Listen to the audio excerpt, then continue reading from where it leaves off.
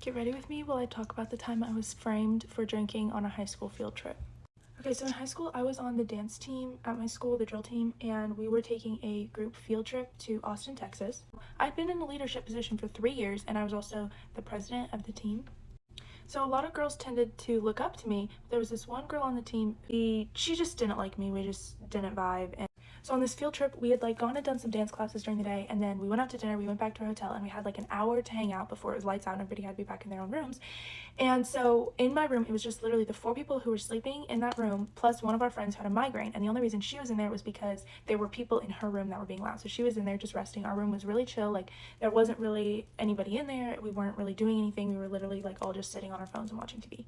We had some people knocking at our door asking to come in, whatever, and most of them we just turned away. We weren't it wasn't like we were having people in our room. It was just a few select people were in our room.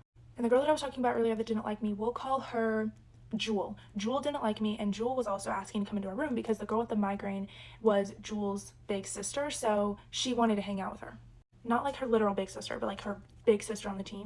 So Jewel comes knocking at our door. We look through the people. We don't open the door because we don't want anybody else in our room. And then she just sits in the hallway and starts spamming all of our phones asking us to let her in. And we just responded and we were sorry, we're not having people over. So then one of my friends who wasn't in our room because we weren't having people over messages me and is hey, I just went out in the hallway and Jewel is out there telling people that you and all your roommates are drinking in your room and that's why you're not going to let anybody in. Keep in mind, we are all 16, 17, 18 at the time in our room, but she was out in the hallway telling people that we were drinking on this high school field trip.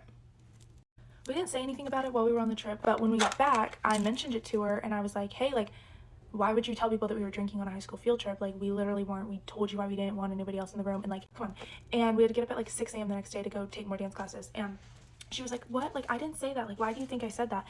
Also, I'm not a very confrontational person, so when this confrontation was happening, it was very much hey, did you say this? Why would you say this? Whatever. Then she went into our director's office during her lunch period and cried to her and told her I had cornered Jewel in the closet and was harassing her, asking her why she would do this to me, asking her not to tell the director that I was harassing her and that we were drinking and all this stuff.